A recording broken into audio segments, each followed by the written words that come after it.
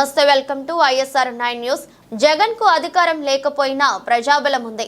పేర్ని నాని జగన్ కు అధికారం లేకపోయినా ప్రజాబలం ఉందని మాజీ మంత్రి పేర్ని నాని అన్నారు.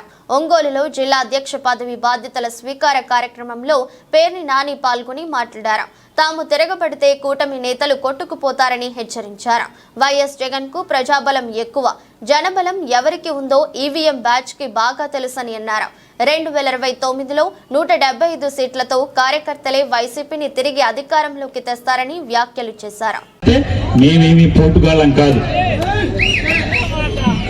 ఇవాళ జగన్ దగ్గర అధికారం లేకపోవచ్చు, ఇవాళ జనాలకి మోసపు మాటలు చెప్పను, లేదా కొంతమంది చెప్తున్నట్టుగా ఈవీఎంల మిషన్లు మోడీ గారు మీరందరూ కలిసి మాయ చేసి చేశారో నాకు తెలియదు. కానీ ఏదో రకంగా జగన్ దగ్గర అధికారం లేకపోవచ్చాము, కానీ జనం బలం మాత్రం జగన్మోహన్ రెడ్డికి ఉందని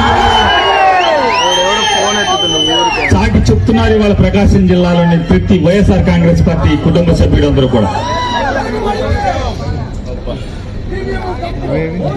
జనాన్ని మాయ చేయడం కోసం, జనాన్ని లోపర్చుకోవడం కోసం జగన్మోహన్ రెడ్డి ఏ రోజు కూడా గోధుమ రంగు పంచి కట్టలేదు, ఎర్ర లుంగి కూడా కట్టలేదు. ఏ రోజు కూడా జగన్మోహన్ రెడ్డి ఏ రోజు కూడా నాకు మతం లేదు, నాకు కులం లేదు అని మొన్న చెప్పి ఇవాళ నాకు కులం ఉంది, మతం ఉంది అని చెప్పని ఇవాళ డ్రామా మాటలైతే జగన్మోహన్ రెడ్డి మాట్లాడలేదు. నిజాయితీగా, నిక్కచ్చిగా, నికార్సుగా, దమ్ముగా తనేంటో బహిరంగంగా ఒక్క మాట మీద నిలబడ్డాడు. పదవుంటే పోతే మనిషిగా బతకాలి కదా మనం. అధికారం ఉంటుంది, పోద్ది.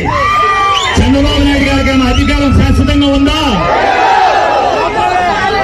పగలు చీకట్లాగా వస్తుంది, పోతుంది. రెండవది, చంద్రబాబు నాయుడు గారి లాగా ఎవడో కూడా సాయంతోనే అధికారంలోకి వచ్చాడా జగన్మోహన్ రెడ్డి?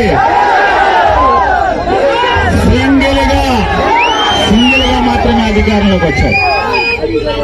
ఒకటే మీరు గుర్తుపెట్టుకోండి, జగన్మోహన్ రెడ్డి గారు జనానికి మేలు చేయాలన్నటువంటి విపరీతమైన ఆకాంక్షతో కార్యకర్తలకి అన్యాయం జరిగిన మాట మాత్రం వాస్తవం. తను కూడా బాధపడుతున్నారు జగన్మోహన్ రెడ్డి గారు.